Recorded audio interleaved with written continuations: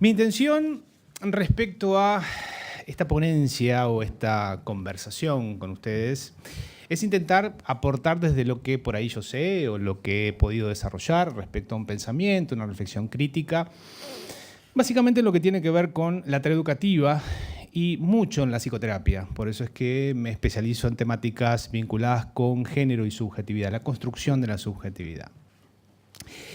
Como buen psicólogo, evidentemente, entonces, y no trabajando más bien en cuestiones necesariamente públicas en términos políticos, sino más bien educativas, lo que sé hacer es ayudar a sensibilizar y o facilitar más que ayudar, es una palabra más democrática y más amigable de alguna manera. Pero ayudar a sensibilizar no necesariamente como a noticiar, como para decir, che, mira, esto existe, porque aquí la gente ya está toda convencida, la que está acá, sino para de alguna manera generar, si ustedes quieren, insumos desde donde, o disparadores, desde donde poder bajar un poco más todas estas cosas que generamos a partir de concepciones, teorías y demás, bajarlas al cuerpo de alguna forma, para intentar, si ustedes quieren, poder no solo pensar estas cuestiones, sino también sentirlas, hacer algo con ellas y, en definitiva, movernos con estas cuestiones relacionadas con las infancias.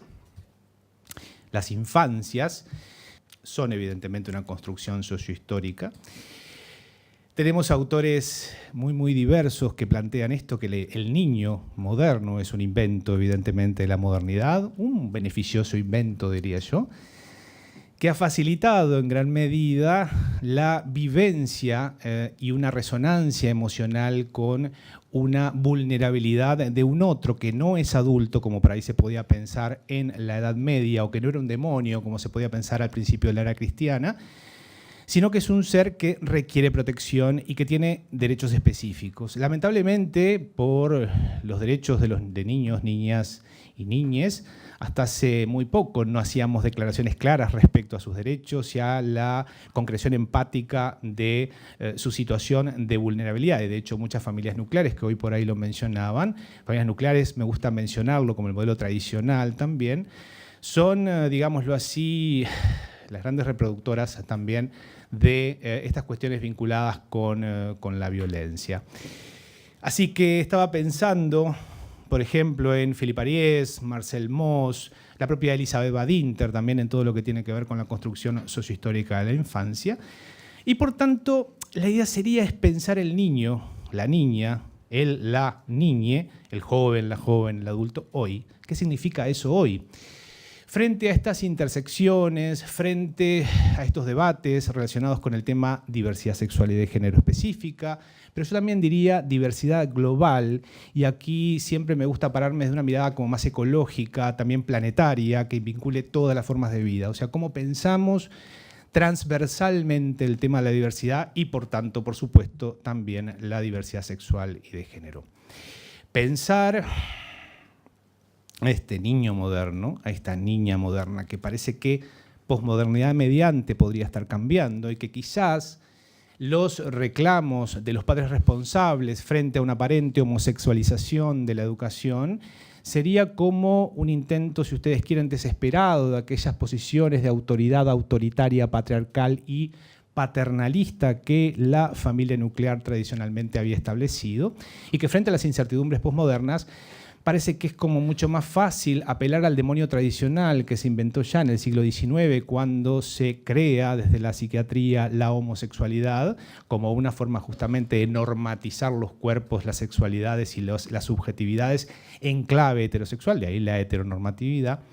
Y es una cuestión para reflexionar, me estoy refiriendo obviamente a las pautas de educación que han generado tanto revuelo en la opinión pública respecto a esto de que parece que se induce algo pornográfico, que se induce algo homosexual, lo que tiene que ver con tocamientos, esto de no tocar a los niños, que me parece una frase sumamente interesante para poder analizar, debatir y destrozar en el buen sentido analítico, para pensar entonces cuál es el patrimonio de las infancias, si las infancias le pertenecen particularmente a una determinada ideología o si en definitiva las infancias no son más bien un campo de disputas ideológicas, por supuesto, por eso hacía la introducción más bien sociohistórica de la construcción del niño moderno. Digo niño moderno porque así lo plantea Philippe Ariès en su construcción histórica. que evidentemente posmodernidad mediante está debatida, y está debatida desde muchos sentidos, no solo por la diversidad, sino también por la explotación, porque parece que estos niños vulnerables creados en la modernidad, en los cuales generamos empatía amorosa, romántica y demás, no parece ser tal, porque de alguna forma también son objeto de una violencia indescriptible y generada justamente a partir de esta vulnerabilidad. Tomar, por tanto, que han entrado en crisis claramente, y crisis no es una mala palabra, la escuela y la familia como, digamos, grupos o entidades socializadoras por excelencia, adoctrinadoras por excelencia, han entrado en crisis. Entonces, evidentemente, me parece importante que podamos pensar en ese contexto la diversidad sexual de género y la diversidad global, también cuando pensamos las infancias, las adolescencias y las juventudes, pero particularmente las infancias porque desde la modernidad, con la idea de progreso, con la idea de futuro, evidentemente como campo de disputas, las infancias digamos, van a generar encuentros, peleas, debates, porque son evidentemente los economistas y los políticos del mañana, lo cual me parece sumamente lógico que hayan disputas también referentes al tema de las diversidades en un sentido claramente ideológico, porque vamos a entendernos, creo yo, todos los discursos que podamos generar, desde la ciencia, la religión, la política, la educación o donde sea, son discursos ideológicos. Estoy tomando mucho esto porque son las palabras, trato de apropiarme quizás de una manera queer para, digamos, cambiarle un poco el sentido desde cómo se utilizan estas expresiones como ideología de género, imposición o lo que fuere, para, digamos, quitarles el peso estigmatizador que tiene frente a aquellas, digamos, acciones educativas que intentan por lo pronto cuestionar la heteronormatividad, no discriminar la heterosexualidad como por ahí se ha escuchado muchas veces, porque claramente la heteronormatividad siempre se ha pensado impunemente, siempre se ha pensado no políticamente, siempre se ha pensado como una verdad revelada en términos naturales. Si es una cuestión de sensibilizar, entonces, evidentemente que tenemos que pensar en el imaginario, y lo tenemos que seguir pensando, el imaginario social, cultural, simbólico, ese que permea, que nos atraviesa, que nos construye como cuerpos, que nos construye como subjetividad, no solamente en lo que hace las infancias, las juventudes y las adolescencias LGBTI, sino de todas las personas en términos globales y diversos justamente, porque creo yo que es la única manera que podamos generar miradas integrales respecto a esto.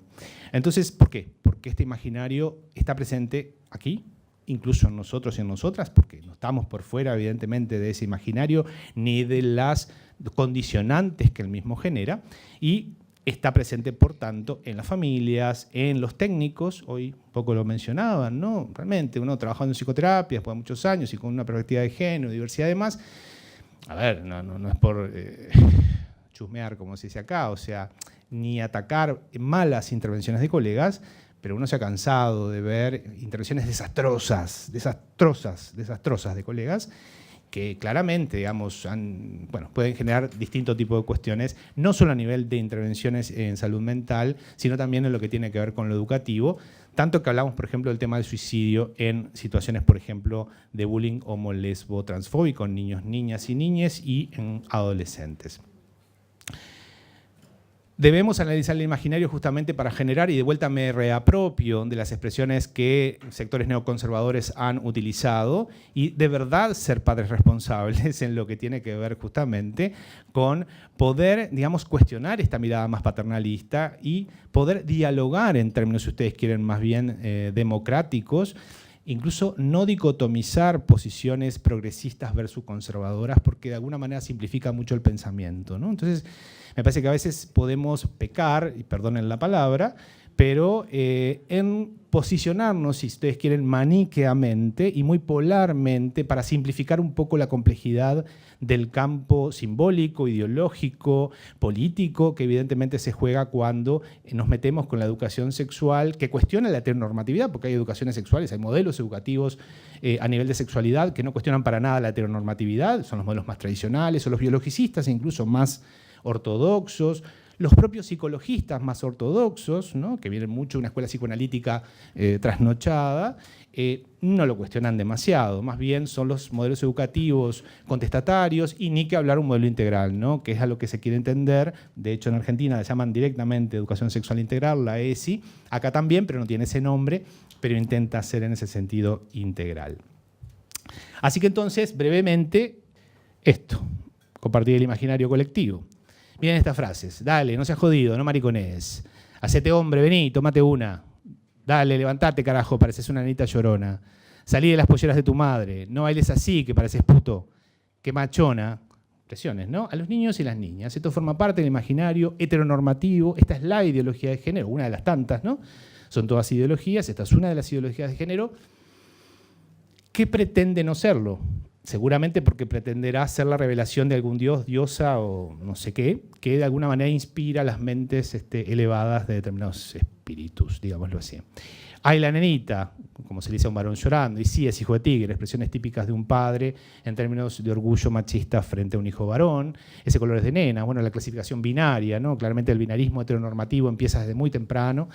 Este es medio rarito, las cuestiones vinculadas con la rareza, bueno, la teoría queer en ese sentido se apropia políticamente de las rarezas para quitarlas dentro de las lógicas y las ecuaciones binarias que la heteronormatividad produce. Ya es hora de debutar un componente vinculado con la violencia que claramente niños varones masculinos y adolescentes varones masculinos han tenido que sufrir históricamente, aparentemente con su anuencia, aparentemente con su deseo, evidentemente un deseo impuesto, dirían los sectores conservadores también en ese sentido, pero bueno, que han aprendido a desear sobre eso. Bueno, y muchas otras frases más que no quiero detenerme porque las conocemos, capaz que hasta las decimos porque se nos escapan o las escuchamos y no reparamos mucho en ellas, pero que hacen tanto a las teorías que producimos desde la academia, las políticas que producimos desde los sectores del Estado y las prácticas educativas y de salud que evidentemente se nos traslucen de maneras emocionales, digámoslo así. Por eso es tan importante cuando pensamos esto y sensibilizar esto, tiene que ver no solo con el pensar, no solo con el decir, sino también con el sentir, con el hacer y con el moverse.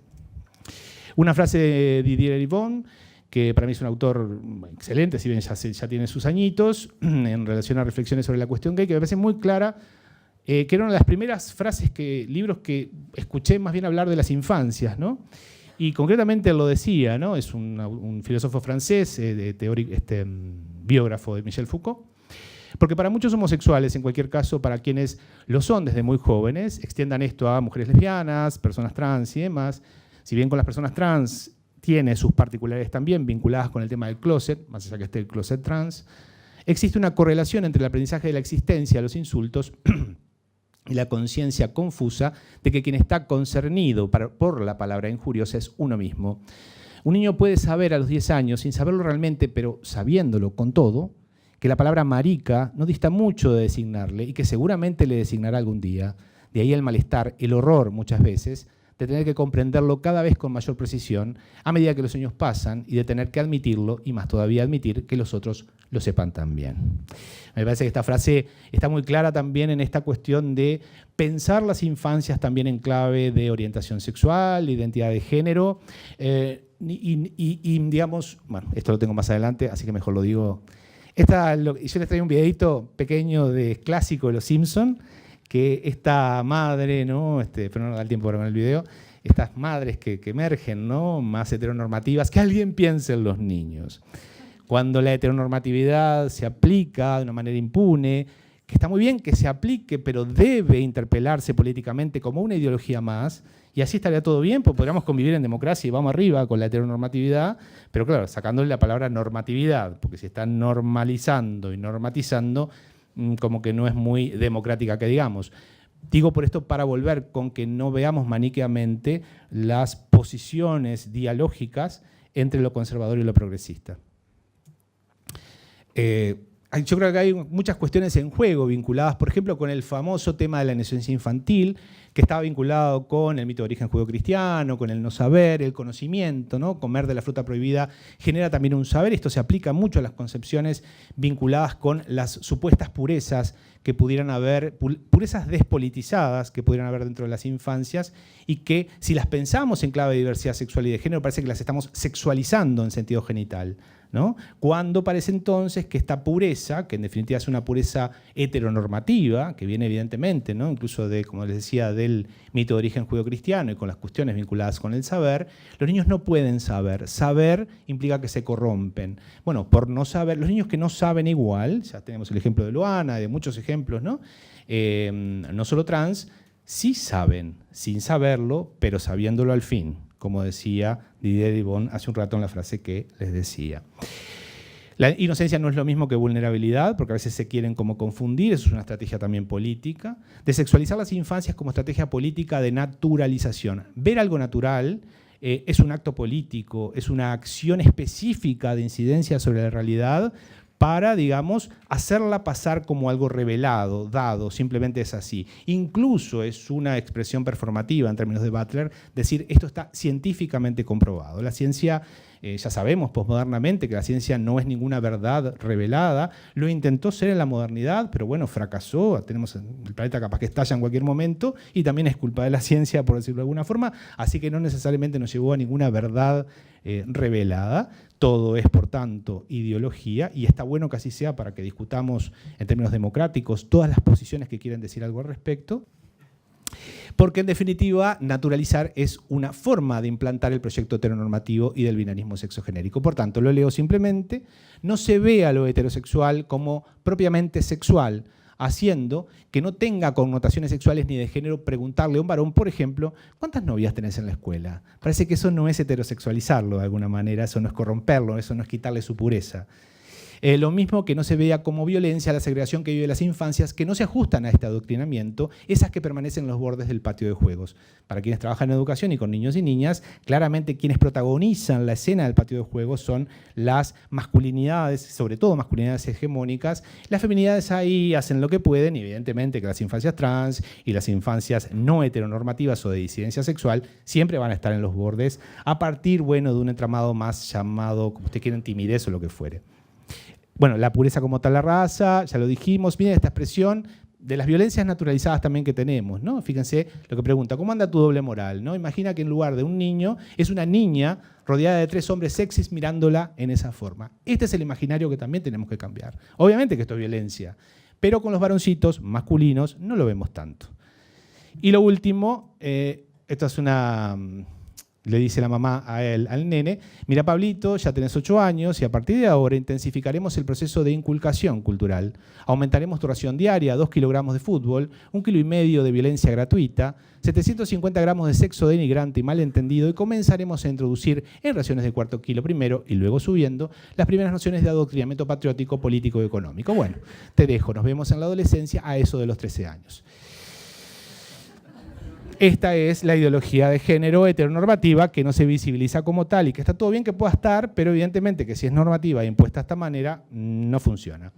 Aquí tenía algunas, pensamientos como para poder pensar nuevas posibilidades para las infancias, que haya más varones jugando con muñecas, más niñas con autitos y que tanto niñas, niños y niñas jueguen libremente con lo que quieran, sin las clásicas imposiciones que suelen decretar las familias en las instituciones educativas y de cuidado, pudiendo visibilizarse y reconocerse todas sus diversidades sin sufrir violencia, como tampoco asimilación o normalización, que eso también es importante, ¿no? A veces la normalización es tan violenta como, digamos, la propia discriminación específica y visible en ese sentido, ¿no? Bueno, los modelos identificatorios también es una cosa muy importante a nivel de las políticas y aquí hay que trabajar mucho con los medios de comunicación y demás. Y me quedo sin tiempo, como siempre, preparo más de lo que debería. Pido disculpas. Muchas gracias.